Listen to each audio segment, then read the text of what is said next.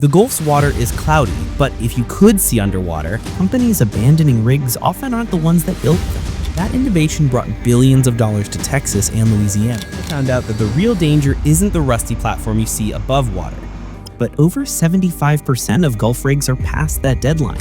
When that happens, it's not a question of if something will go wrong, but when. It's been abandoned since 2022, just sitting there, rusting away. And it's not alone. There are hundreds of these abandoned oil rigs scattered from Louisiana to Texas to Alabama, dotting the continental shelf and reaching out into deeper waters. My curiosity about these rigs started when I stumbled across viral videos of people exploring and climbing these deserted structures. That got me wondering, what happens to oil rigs after they're abandoned? What I found out was way worse than I expected. Why do oil companies just leave them out there? Are they dangerous? Could they cause disasters like fires or oil spills? And what can we do about it? Let's go back to the late 1940s, when offshore drilling in the Gulf kicked off. It was a game changer, a huge leap in technology that powered the modern world. Before World War II, people suspected there was oil under the Gulf seafloor, but drilling out there seemed too expensive and risky. Then the war hit, and the US needed oil fast. We boosted oil production by 30%, supplying most of the fuel for the Allies. Land-based wells started running dry, so drilling offshore didn't seem so wild anymore. They started with experiments, drilling in lakes, then off piers, then just a bit offshore. In 1947, the first rig out of sight of land was built off Louisiana's coast. Then in 1954 came a big breakthrough, a rig called Mr. Charlie, the first mobile offshore rig. Before that, companies had to build a whole fixed structure just to drill in one spot. If there was no oil, they'd lose everything. With Mr. Charlie, they could drill, and if the well was dry, just move the rig and try again. That innovation brought billions of dollars to Texas and Louisiana. People knew it was a big deal, almost heroic. In 1953, Hollywood even made a movie called Thunder Bay with Jimmy Stewart, the guy from It's a Wonderful Life. He played a wildcatter, a mix of engineer, dreamer, and risk-taker, determined to pull oil from the Gulf no matter what. Now the oil is down there waiting for us. More oil trailers can start popping off. The movie's message was clear. Without oil, America would grind to a halt. Then in 1962, Shell took things further with Blue Water 1, a floating rig that could drill way out in deeper waters. Out there, miles from shore, they found massive oil reservoirs called turbidites, formed by ancient rivers dumping sand deep in the ocean. These deep wells could produce 10 to 30 times more oil than shallow ones near the coast. Shell started bidding on deepwater leases from the US government, but the government wouldn't hold auctions for just one bidder, so Shell did something bold. They shared their tech with competitors, kind of like open sourcing it. That sparked a wave of new tech. Shell's 1996 Deepwater Mars project even cost more than NASA's Mars Pathfinder mission. The rigs got bigger and more advanced over time. Early ones sat on the seabed in just 20 feet of water. Then came jackup rigs, mobile platforms with legs that could work in 100 feet of water. Fixed platforms went deeper, up to 1,700 feet.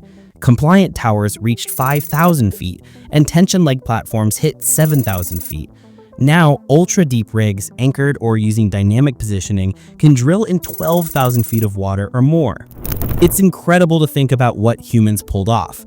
But if we're capable of that, why are these same companies leaving hundreds of rigs abandoned and rotting out there? The Gulf story is about chasing bigger, deeper wells. Shallow wells run dry faster and make less money, while deepwater wells are way more profitable thanks to new tech. So companies move on to deeper waters. That part makes sense. But why leave the old rigs behind? Are they actually harmful? Do they hurt the environment or the local economy? So I was trying to figure this out, and then I found out that the real danger isn't the rusty platform you see above water. It's what's below. The Gulf's water is cloudy, but if you could see underwater, you'd find a massive steel structure bolted to the seabed.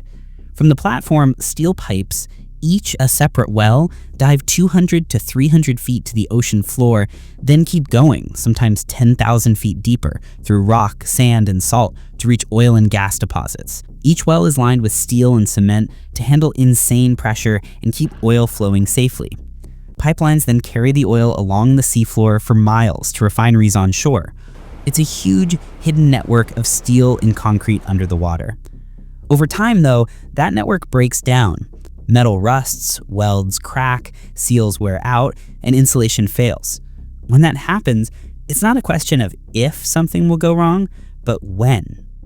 There are groups pushing the industry to clean up its mess. According to their considerations and interpretations, every well is like a gateway to a disaster waiting to happen. If you don't seal it properly, it's like leaving a bomb underground. The longer these wells sit unused, 20, 30 years, the more likely they are to cause problems. It's like zombie wells because they can suddenly erupt, causing oil spills, injuries, or worse. Blowouts are rare, but when they happen, they're catastrophic. Take Deepwater Horizon in 2010. It spilled over 200 million gallons of oil, the worst marine spill ever. That was an active well, but abandoned wells can blow out too, especially in the Gulf where hurricanes can trigger mudslides that snap old pipes like toothpicks. There are thousands of unplugged wells in the Gulf, many in deep water, just sitting there, resting, and forgotten. Another issue is Mother Nature doesn't care about these rigs. Hurricanes batter them and they're just sitting out there, exposed. One big storm or a stray boat could set off a disaster. In 2004, Hurricane Ivan caused an underwater mudslide that toppled a platform owned by Taylor Energy. It led to one of the longest oil leaks in U.S. history, costing hundreds of millions to clean up after the company went under. Some folks downplay the issue, saying oil naturally seeps into the Gulf from underwater reservoirs. That's true, but man-made leaks from old rigs had millions more gallons of oil, far outpacing natural seeps. So why isn't this fixed? There are laws, but they don't always work. Here's how it's supposed to go. When a company wants to drill offshore, the government makes them pay a bond, a deposit, to ensure they'll clean up later. These bonds are usually $100,000 to $300,000 per well, or $500,000 to $3 million for a platform.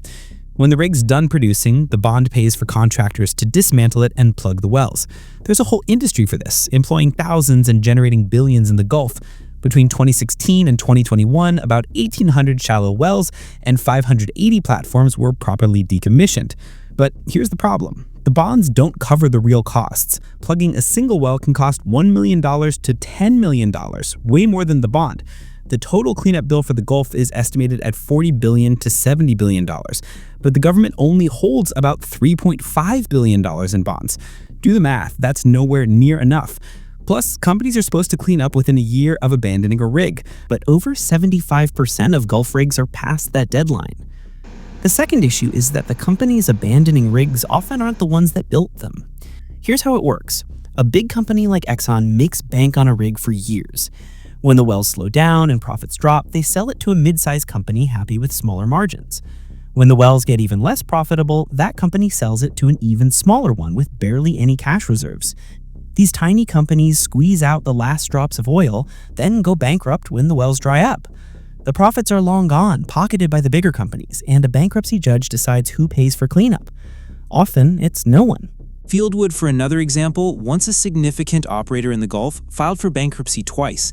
During its 2020 bankruptcy, Fieldwood Energy proposed a restructuring plan that involved creating a new company, Newco, to take over its profitable assets. Simultaneously, it sought to abandon a substantial number of its older, less profitable assets, which included over 1,170 wells, 280 pipelines, and 270 drilling platforms. This move would have left the costly decommissioning of these assets to be covered by others, a tactic that has drawn scrutiny.